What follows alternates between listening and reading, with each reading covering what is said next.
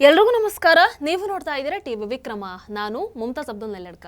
ವೀಕ್ಷಕರೇ, ಒಂದು ರಾಜ್ಯ ಅಭಿವೃದ್ಧಿ ಆಗಬೇಕು ಅಂತಂದ್ರೆ ಅಲ್ಲಿನ ಸರ್ಕಾರ ಹಾಗೆ ನಾಯಕತ್ವ ತುಂಬಾ ಇಂಪಾರ್ಟೆಂಟ್ ಆಗುತ್ತೆ ನೋಡಿ. ಅಲ್ಲಿನ ನಾಯಕರ ಬದ್ಧತೆ ಮೇಲೆ ರಾಜ್ಯದ ಅಭಿವೃದ್ಧಿ ನಿರ್ಧಾರ ಆಗುತ್ತೆ. ಫಾರ್ ಎಕ್ಸಾಂಪಲ್, ಈಗ ಬಂಗಾಳ ಈ ಹಿಂದೆ ಯಾವ ಕಾರಣಕ್ಕೆ ಸುದ್ದಿ ಆಗ್ತಾ ಇತ್ತು ಹೇಳಿ?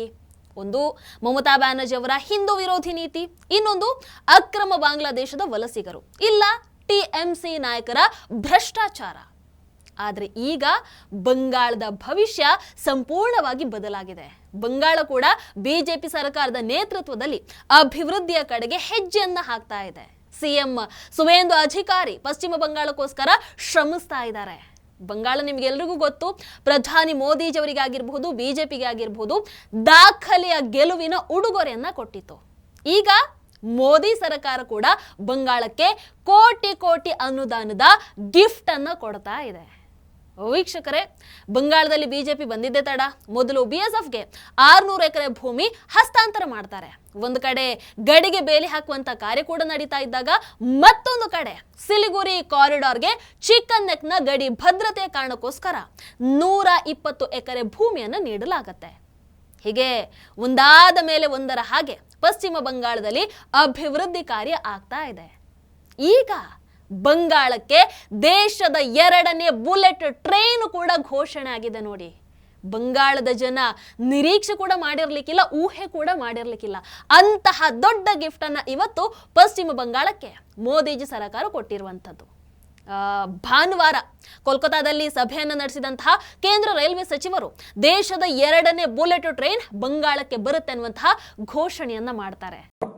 पश्चिम बंगाल के लिए बुलेट ट्रेन का मोदी जी ने संकल्प लिया है, जो दिल्ली, लखनऊ, वाराणसी, पटना होते हुए सिलीगुड़ी को कनेक्ट करेगी. बुलेट ट्रेन का संकल्प लिया है, दिल्ली, लखनऊ, वाराणसी, पटना होते हुए सिलीगुड़ी को कनेक्ट करेगी. दिल्ली से सिलीगुड़ी 6 घंटे में आप बुलेट ट्रेन में आराम से बैठ के पहुंच जाओगे. ये आने वाले समय में करके दिखाए. ಭಾರತದ ಮೊದಲ bullet train Ahmedabad to Mumbai ತಲುಪುವಂಥದ್ದಿದೆ. ಈಗಾಗಲೇ ಬಹುತೇಕ ಕೆಲಸ ಅದರದ್ದು ಮುಗಿದಿದೆ. ಇನ್ನೇನು ಮುಂದಿನ ವರ್ಷ ಕಾರ್ಯಾರಂಭ ಮಾಡುತ್ತೆ. ನೀವು ದೆಹಲಿಯಿಂದ ಬಂಗಾಳಕ್ಕೆ ಯಾವುದೇ ಟ್ರೈನಲ್ಲಿ ಹೋದ್ರೂ ಕೂಡ ಕನಿಷ್ಠ ಅಂತಂದ್ರು 24 ಗಂಟೆ ಬೇಕೇ ಬೇಕು. ಬಂಗಾಳಕ್ಕೆ ಈಗ ಬುಲೆಟ್ ಟ್ರೈನ್ ಆರಂಭ ಆದ್ರೆ ಇನ್ನು ಡೆಲ್ಲಿ ಟು ಬಂಗಾಳ ಕೇವಲ 6 ಗಂಟೆಯಲ್ಲಿ ನೀವು ತಲುಪಬಹುದು. ಇದು ದೆಹಲಿಯಿಂದ ಹೊರಡುವಂತಹ ದೇಶದ 2ನೇ ಬುಲೆಟ್ ಟ್ರೈನ್ ಆಗಿರುತ್ತೆ. ಉತ್ತರ ಪ್ರದೇಶದ ಲಖನೌ, ವಾರಣಾಸಿ, ಇನ್ನು ಬಿಹಾರದ ಪಾಟ್ನಾ ಮೂಲಕ ಬಂಗಾಳದ ಸಿಲಿಗುರಿಯನ್ನು ತಲುಪುತ್ತೆ. ಬಂಗಾಳಕ್ಕೆ ಮಾತ್ರ ಅಲ್ಲ, 3 ರಾಜ್ಯಗಳಿಗೆ ಕೂಡ ಈ ಯೋಜನೆ ಲಾಭವನ್ನ ಕೊಡುತ್ತೆ. ಶೀಘ್ರದಲ್ಲಿ ಇದರ ಶಂಕುಸ್ಥಾಪನೆ ನಡೆದು 2031ಕ್ಕೆ ಬಂಗಾಳಕ್ಕೆ ಬುಲೆಟ್ ಟ್ರೈನ್ ಸಂಚಾರವನ್ನ ಮಾಡೋದಿದೆ. ವೀಕ್ಷಕರೇ, ಬಂಗಾಳದಲ್ಲಿ ಒಂದು ಅಂದಾಜಿನ ಪ್ರಕಾರ ರೈಲ್ವೆ ಇಲಾಖೆನೇ 1 ಲಕ್ಷ ಕೋಟಿ ಕಾಮಗಾರಿಯನ್ನ ನಡೆಸೋದಿದೆಯಂತೆ. ಅದರ ಜೊತೆಗೆ ಈ ಹಿಂದಿನ ದೀದಿ ಸರ್ಕಾರದ ವಿರೋಧದ ಕಾರಣಕ್ಕೆ 100 ಸೇತುವೆ ಕೆಲಸಗಳು ನಿಂತು ಹೋಗಿದ್ವು. ಅದು ಕೂಡ ಬಹಳ ಬೇಗದಲ್ಲೇ ಮುಗಿಸ್ತಾರಂತೆ. ಅದರ ಜೊತೆಗೆ ಕೋಲ್ಕತಾ ಮೆಟ್ರೋ ಯೋಜನೆ ಕಾಮಗಾರಿಯಲ್ಲಿ ಗಮನಾರ್ಹ ಪ್ರಗತಿಯನ್ನು ಕೂಡ ಸಾಧಿಸೋದಿದೆ. ಮುಂದಿನ 5 ವರ್ಷದಲ್ಲಿ ಪಶ್ಚಿಮ ಬಂಗಾಳ ರಾಜ್ಯದಲ್ಲಿ 60 ಹೊಸ ಮೆಟ್ರೋ ಬೋಗಿಗಳು ಬರೋದಿದೆಯಂತೆ. ಕೇಂದ್ರ ಸರ್ಕಾರದ 16 ಯೋಜನೆಗಳನ್ನು ನೋಡಿದ್ರೆ ಬಂಗಾಳದಲ್ಲಿ ಸಾರಿಗೆ ಕ್ರಾಂತಿ ಆಗುವಂಥದ್ದು ಪಕ್ಕ. ದೀದಿ ಸರ್ಕಾರ ಬಂಗಾಳದ ಅಭಿವೃದ್ಧಿಗೆ ಎಷ್ಟು ಕಂಟಕವಾಗಿ ಇದ್ರ ಅನ್ನುವಂಥದ್ದು ಈಗ ಇವೆಲ್ಲವನ್ನ ನೋಡಿದ್ರೆ ಅರ್ಥ ಆಗ್ತಾ ಇದೆ. ರೈಲ್ವೆ ಕ್ರಾಂತಿ ಮಾತ್ರ ಅಲ್ಲ, ಬಂಗಾಳದ ಮೊದಲ ಆಳ ಸಮುದ್ರ ಬಂದರು ನಿರ್ಮಾಣಕ್ಕೂ ಕೂಡ ಈಗ ಗ್ರೀನ್ ಸಿಗ್ನಲ್ ಸಿಕ್ಕಿದೆ. ಹಾಗಾದ್ರೆ ಇಲ್ಲಿ ಆಳ ಸಮುದ್ರ ಬಂದರು ಅಂತಂದ್ರೆ ಏನು? ಬಂಗಾಳ ಕೊಲ್ಲಿಯ ಕರಾವಳಿಯಲ್ಲಿ ತಾಜ್ಪುರ್ ಅನ್ನುವಲ್ಲಿ ಆಳ ಸಮುದ್ರ ಬಂದರು ಯೋಜನೆಗೆ ಈ ಹಿಂದೆ ಪ್ಲಾನ್ ಸಿದ್ಧ ಆಗ್ತಾ ಇತ್ತು. ಆದ್ರೆ ಆಗಲ್ಲಿ ಭೂಮಿ ಕೊರತೆಯ ಕಾರಣಕ್ಕೆ ಅಲ್ಲಿಂದ 10 ಕಿಲೋಮೀಟರ್ ದೂರದಲ್ಲಿರುವಂತಹ ದದನ್ ಪತ್ರ ಬಾರಲ್ಲಿ ಹೊಸ ಆಳ ಸಮುದ್ರ ಬಂದರು ನಿರ್ಮಾಣಕ್ಕೆ ಮುಂದಾಗಿರುವಂಥದ್ದು. ಈ ಯೋಜನೆಗೆ 19,209 ಕೋಟಿ ಹೂಡಿಕೆ ಆಗೋದಿದೆ. ಬಂಗಾಳ ಸರ್ಕಾರ ಹಾಗೆ ಅದಾನಿ ಗ್ರೂಪ್ ಸಹಭಾಗಿತ್ವದಲ್ಲಿ ಈ ಬಂದರು ನಿರ್ಮಾಣ ಆದ್ರೆ ಬಂಗಾಳದ ಅದೃಷ್ಟ ಖುಲಾಯಿಸೋದಿದೆ. ಪ್ರತ್ಯಕ್ಷ ಹಾಗೆ ಪರೋಕ್ಷವಾಗಿ ಸಾವಿರಾರು ಉದ್ಯೋಗ ಅಲ್ಲಿ ಸೃಷ್ಟಿಯಾಗೋದಿದೆ. ಇದರ ಜೊತೆಗೆ ಇದು ಭಾರತದ ಈಶಾನ್ಯ ರಾಜ್ಯಗಳಿಗೆ ಪ್ರಮುಖ ವ್ಯಾಪಾರ ದ್ವಾರ ಆಗುತ್ತೆ. ಅಷ್ಟೇ ಅಲ್ಲ, ಬಾಂಗ್ಲಾದೇಶ ಆಗಿರಬಹುದು, ಭೂತಾನ್ ಆಗಿರಬಹುದು, ನೇಪಾಳ ಆಗಿರಬಹುದು, ಮ್ಯಾನ್ಮಾರ್ ಇಂತಹ ನೆರೆಹೊರೆಯ ದೇಶಗಳ ಜೊತೆಗೆ ವ್ಯಾಪಾರವನ್ನು ವೃದ್ಧಿಸೋದಕ್ಕೆ ಕೂಡ ಇದು ಸಹಕಾರಿ ಆಗತ್ತೆ.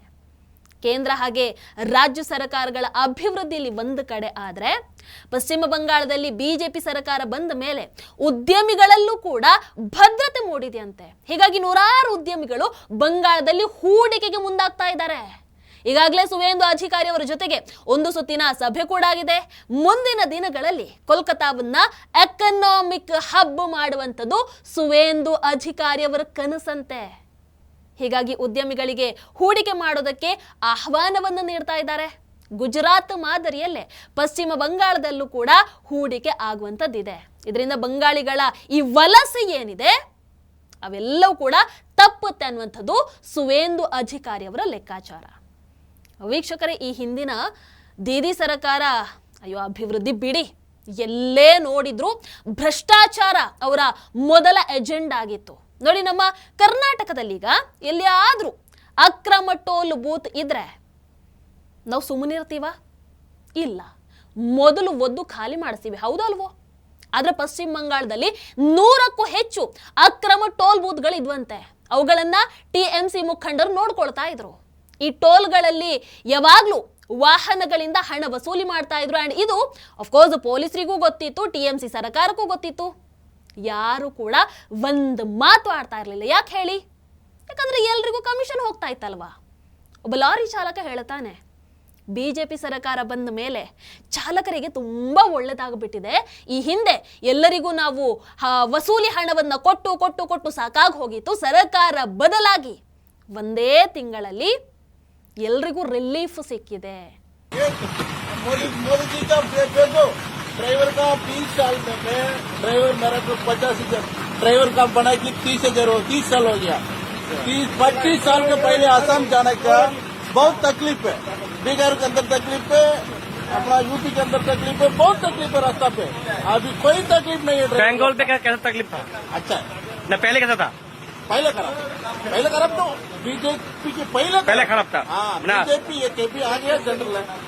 ड्राइवर का अच्छा है. कल के बाद अच्छा हो गया. पूरा ऑल ओवर इंडिया में अच्छा होगा. कुछ प्रॉब्लम नहीं है. बीजेपी अच्छा है. ನೋಡಿ, ಅಭಿವೃದ್ಧಿ ಅಥವಾ ಬದಲಾವಣೆ ಅಂತಂದ್ರೆ ಇದೇ ಅಲ್ವಾ? ಹೌದಲ್ವೋ? TMC ಮುಖಂಡರು ಈಗ ನೋಡಿದ್ರೆ ಮನೆಯಿಂದ ಹೊರಗೆ ಹೆಜ್ಜೆ ಇಡೋದಕ್ಕೆ ಕಷ್ಟಪಡ್ತಾ ಇದ್ದಾರೆ. ಯಾಕೆ ಹೇಳಿ? ಇವರಿಂದ ನೊಂದಂತಹ ಜನ ಇವತ್ತು ರೊಚ್ಚಿಗೆದ್ದು ಬಿಟ್ಟಿದ್ದಾರೆ. ಕಂಡಲ್ಲಿ ಮೊಟ್ಟೆ ಏಟು ಬೀಳ್ತಾ ಇದೆ. ಈ ಹಿಂದೆ ಜನರಿಂದ ವಸೂಲಿ ಮಾಡ್ತಾ ಇದ್ದಂತಹ TMC ಗೂಂಡಾಗಳಿಗೆ ಈಗ ಸಿಕ್ಕಲ್ಲಿ ಜನ ಥಳಿಸ್ತಾ ಇದ್ದಾರೆ. ಬಹಳಷ್ಟು ಭಾಗಗಳಲ್ಲಿ ಈ ಹಿಂದೆ ವಸೂಲಿ ಮಾಡ್ತಾ ಇದ್ದಂತಹ TMC ನಾಯಕರ ತಲೆಯನ್ನ ಬೋಳಿಸಿ ಮೆರವಣಿಗೆ ಕೂಡ ಮಾಡ್ತಾ ಇದ್ದಾರೆ ಜನ. ಹಾಗಾದ್ರೆ ಎಷ್ಟು ಆಕ್ರೋಶ ಇದ್ದಿರಬೇಡ, ಯೋಚನೆ ಮಾಡಿ. ಈತನನ್ನ ನೋಡಿ, ಸನ್ನಾಶ್ರೀ ಮನ್ನಾ ಈತನ ಹೆಸರು. ಸರ್ಕಾರದ ಯೋಜನೆಗಳನ್ನ ಜನರಿಗೆ ನೀಡೋದಕ್ಕೆ ಅಥವಾ ತಲುಪಿಸೋದಕ್ಕೆ ಲಂಚ ಪಡಿತಾ ಇದ್ದ. ಅದಕ್ಕೆ ಜನ ಈತನ ತಲೆಯನ್ನ ಬೋಳಿಸಿ ಚಪ್ಪಲಿ ಶೂಹಾರವನ್ನ ಹಾಕಿ ಮೆರವಣಿಗೆ ಮಾಡಿದ್ದಾರೆ. ವೆಲ್ ಡಿಸರ್ವ್ಡ್ ಅದು. ಇನ್ನೊಬ್ಬ ಮಠಭಂಗ ಪುರಸಭೆ ಕೌನ್ಸಿಲರ್ ಕಕೋಲಿ ಘೋಷ್ ಈತ ಜನರಿಂದ ಹಣ ವಸೂಲಿ ಮಾಡ್ತಾ ಇದ್ದ. ಈಗ ಜನರಿಗೆ ಹಣವನ್ನು ಈತನೇ ಹೋಗಿ ವಾಪಸ್ ಕೊಡ್ತಾ ಇದ್ದಾನೆ. ಭಯ. ಇನ್ನು ದಕ್ಷಿಣ 24 ಪರಗಣ ಜಿಲ್ಲೆಯಲ್ಲಿ PM ಆವಾಸ್ ಯೋಜನೆ ಅಡಿಯಲ್ಲಿ ಮನೆ ಮಂಜೂರು ಆಗಿತ್ತು. ಈ TMC ನಾಯಕೊಬ್ಬ ಏನ್ ಮಾಡ್ತಾನೆ, ನಾನೇ ಮನೆ ಮಂಜೂರು ಮಾಡಿದ್ದು ಅಂತ ಹೇಳಿ ಸುಮಾರು 45 ಜನರಿಂದ ತಲಾ 5,000 ಲಂಚವನ್ನ ಪಡ್ಕೊಂಡಿದ್ದ. ಸರ್ಕಾರ ಬದಲಾಗಿದ್ದೆ ತಡ, ಬಿಜೆಪಿ ಬಂದಿದ್ದೆ ತಡ, TMC ನಾಯಕರ ಅರೆಸ್ಟ್ ಆಗುವಂಥದ್ದು ನೋಡ್ಬಿಟ್ಟು ಈತ ವಾಪಸ್ ಹೋಗಿ ಹಣವನ್ನ ಕೊಟ್ಟು ಅಯ್ಯೋ ನನ್ನಿಂದ ತಪ್ಪಾಯ್ತು ಅಂತ ಕ್ಷಮೆಯನ್ನ ಕೇಳಿದಾನೆ. ಈ ಹಿಂದೆ ದೀದಿ ಸರ್ಕಾರದಲ್ಲಿ ಭ್ರಷ್ಟಾಚಾರಿಗಳದ್ದೇ ಕಾರ್ಬಾರ್ ಆಗಿತ್ತು. ಜನರ ಲೂಟಿ ಅವರ ಮೊದಲ ಆದ್ಯತೆ ಆಗಿತ್ತು, ಅವರ ಕೆಲಸನೇ ಅದಾಗಿತ್ತು. ಇವನನ್ನು ಒಮ್ಮೆ ನೋಡಿ, ಬ್ರಹ್ಮಾನಂದ ಚಕ್ರವರ್ತಿ ಪ್ರಭಾವಿ TMC ಮುಖಂಡ ಬಟ್ಟೆ ಗೋದಾಮಲ್ಲಿ ಸೀರೆಯ ರಾಶಿಯಲ್ಲಿ ಅಡಗಿ ಕೂತಿದ್ದಾನೆ. ನಾಚಿಕೆ ಆಗಲ್ವಾ? ಈ ಹಿಂದೆ ಜನರಿಂದ ಅಕ್ರಮವಾಗಿ ಹಣ ವಸೂಲಿ ಮಾಡ್ತಾ ಇದ್ದ. ಇದು ಆತನ ದೊಡ್ಡ ಸಾಧನೆ. ಅದಕ್ಕೋಸ್ಕರ ಹೋಗಿ ಅಡಗ್ತಾ ಇದ್ದಾನೆ. ಎಲ್ಲಿ? ಸಾರಿಗಳ ಮಧ್ಯದಲ್ಲಿ. ಪೊಲೀಸರಲ್ಲಿ ನನ್ನನ್ನ ಬಂಧಿಸಿ ಬಿಡ್ತಾರೋ ಅಂತ ಹೇಳಿ ಹೀಗೆ ಕಳ್ಳನ ಹಾಗೆ ಅಡಗಿ ಕೂತಿದ್ದಾನೆ. ಪೊಲೀಸರೇನು ಬಿಡ್ತಾರಾ? ಯಾರ ಆಡಳಿತ ಈಗ ಇರುವಂಥದ್ದು? ಸುವೇಂದು ಅಧಿಕಾರಿ ಅವರ ಆಡಳಿತ. ಬಂಧನ ಮಾಡಿ ಒದ್ದು ಒಳಗೆ ಹಾಕಿದ್ದಾರೆ. ಇಂತಹ ಕಥೆಗಳನ್ನ ಹೇಳ್ತಾ ಹೋದ್ರೆ ನೂರಾರಿದಾವೆ. ಈಗ ಜಹಾಂಗೀರ್ ಖಾನ್, ಆತನ ಅರೆಸ್ಟ್ ಕೂಡ ಆಗಿದೆಯಂತೆ. ಅಧಿಕಾರ ದಾಹದಿಂದ ಮೆರೆದಂಥವರಿಗೆ ಇವತ್ತು ಜನರೇ ಶಿಕ್ಷೆಯನ್ನು ಕೊಡ್ತಾ ಇದ್ದಾರೆ. ಇದು TMC ಮುಖಂಡರ ಹಣೆ ಬರಹ. ವೀಕ್ಷಕರೇ, ಇಂತಹ ಗೂಂಡಾಗಳಿಗೆ ಬೆನ್ನೆಲುಬಾಗಿದ್ದಂಥವರು one and only Mamata Banerjee. ಆದರೆ ಈಗ ಮಮತಾ ಬ್ಯಾನರ್ಜಿ ನಿಮಗೆ ಗೊತ್ತಲ್ವಾ, ಅವರ ಪಾರ್ಟಿ ಉಳಿಸ್ಕೊಳ್ಳೋದೇ ದೊಡ್ಡ ಸವಾಲಾಗಿಬಿಟ್ಟಿದೆ. 80 ಶಾಸಕರ ಪೈಕಿ 58 ಶಾಸಕರು ಬಂಡೆದಿದ್ದಾರೆ. ನಮ್ಮದೇ ಅಸಲಿ TMC ಅಂತ ಹೇಳ್ತಾ ಇದ್ದಾರೆ. ಅದರ ಜೊತೆಗೆ ಮಮತಾ ಬ್ಯಾನರ್ಜಿ ಆಯ್ಕೆ ಮಾಡಿದಂತಹ ವಿಪಕ್ಷ ನಾಯಕನನ್ನ ಕಿತ್ತೊಗೆದು ಉಚ್ಚಾಟನೆ ಮಾಡಿದಂಥವನನ್ನೇ ವಿಪಕ್ಷ ನಾಯಕನನ್ನಾಗಿ ಮಾಡಿದ್ದಾರೆ. ಇದು ಶಾಸಕರ ಕಥೆ. ಸಂಸದರು ಕೂಡ ಇವತ್ತು ಬಂಡೆದಿದ್ದಾರೆ. ಅಭಿಷೇಕ್ ಬ್ಯಾನರ್ಜಿಯ ದಬ್ಬಾಳಿಕೆಯನ್ನು ನಾವು ಒಪ್ಪಲ್ಲ. ಅಭಿಷೇಕ್ ಬ್ಯಾನರ್ಜಿ ನಮ್ಮನ್ನ ಕೀಳಾಗಿ ನಡೆಸ್ಕೊಂಡಿದ್ದಾನೆ ಅಂತ ಮಮತಾ ಬ್ಯಾನರ್ಜಿಗೆ ಹೋಗಿ ದೂರನ್ನು ಕೊಡ್ತಾ ಇದ್ದಾರೆ. ಬಟ್ ಮಮತಾ ಬ್ಯಾನರ್ಜಿ ಯಾವುದೇ ಕ್ರಮವನ್ನು ಕೈಗೊಳ್ಳಿಲ್ಲ. ಅಳಿಯನ ವಿರುದ್ಧ ಯಾವ ಕ್ರಮವನ್ನು ಕೈಗೊಳ್ತಾರಲ್ವೇ? ಹೀಗಾಗಿ TMCಯ 29 ಲೋಕಸಭಾ ಸಂಸದರ ಪೈಕಿ 25 ಸಂಸದರು ನಮ್ಮದು ಪ್ರತ್ಯೇಕ ಬಣ ಅಂತ ಹೇಳ್ತಾ ಇದ್ದಾರೆ. ಒಂದೇ ಪಾರ್ಟಿ TMC. ಆದರೆ ಒಂದು ಕಡೆ ಶಾಸಕರ ಪ್ರತ್ಯೇಕ ಗುಂಪು, ಮತ್ತೊಂದು ಕಡೆ ಸಂಸದರ ಪ್ರತ್ಯೇಕ ಗುಂಪು, ಇನ್ನೊಂದು ಕಡೆ ನೋಡಿದ್ರೆ ದೀದಿಯ ಪ್ರತ್ಯೇಕ ಗುಂಪು. ಮನೆ 1 3 ಬಾಗಿಲು ಅಂತ ಆಯ್ತೀಗ. ಇನ್ನು ಮುಂದೆ ಏನೇನಾಗುತ್ತೋ ಗೊತ್ತಿಲ್ಲ. ವೀಕ್ಷಕರನ್ನ ಈ ಕಡೆ ನೋಡಿದ್ರೆ ಈ ಕೆಟ್ಟ ಮೇಲೆ ಬುದ್ಧಿ ಬಂತು ಅನ್ನೋ ಹಾಗೆ ದೀದಿಗೆ ಈಗ ದೇವರು, ದೇವಸ್ಥಾನ ಎಲ್ಲ ನೆನಪಾಗ್ಬಿಟ್ಟಿದೆ ನೋಡಿ. ಮಮತಾ ಬ್ಯಾನರ್ಜಿ ದಿನ ಬೆಳಗಾದ್ರೆ ಈಗ ದೇವಸ್ಥಾನ ಸುತ್ತಾ ಇದ್ದಾರೆ. ದೀದಿ ದೇವಸ್ಥಾನಕ್ಕೆ ಬಂದಿದ್ದಾನೆ ನೋಡಿ, ಪಾಪ ಜನರೇ ಆಶ್ಚರ್ಯದಿಂದ ನೋಡ್ತಾ ಇದ್ದಾರೆ. ಹೀಗೆ ನೋಡೇ ಇಲ್ಲ ಮಮತಾ ಬ್ಯಾನರ್ಜಿ ಅವರನ್ನ. ಅಧಿಕಾರದಲ್ಲಿದ್ದಾಗ ಹಿಂದೂ ಅಂತಂದ್ರೆ ಉರಿದು ಬೀಳ್ತಾ ಇದ್ರು ಮಮತಾ ಬ್ಯಾನರ್ಜಿ. ಬಟ್ ಈಗ ನೋಡಿ, ಕಾಲ ಎಲ್ಲರಿಗೂ ಕೂಡ ಪಾಠವನ್ನ ಕಲಿಸುತ್ತೆ ಅನ್ನುವಂಥದ್ದಕ್ಕೆ ಇದಕ್ಕಿಂತ ದೊಡ್ಡ ಉದಾಹರಣೆ ನಿಮಗೆ ಬೇಕಾ? ನಿಮಗೇನನ್ಸುತ್ತೆ? ಕಾಮೆಂಟ್ ಮಾಡಿ. ನಮಸ್ಕಾರ. ಟಿವಿ ವಿಕ್ರಮ, ದೇಶ ನಿಮ್ಮ ಕೈಯಲ್ಲಿ. ಈ ಕಾರ್ಯಕ್ರಮ ನಿಮಗೆ ಇಷ್ಟ ಆಗಿದ್ದಲ್ಲಿ ಲೈಕ್, ಶೇರ್ ಹಾಗೂ ಕಮೆಂಟ್ ಮಾಡಿ. ಟಿವಿ ವಿಕ್ರಮದ ಕಾರ್ಯಕ್ರಮಗಳನ್ನು ನಿರಂತರವಾಗಿ ವೀಕ್ಷಿಸಲು ಸಬ್ಸ್ಕ್ರೈಬ್ ಮಾಡಿ, ಬೆಲ್ ಐಕನ್ ಒತ್ತಿ.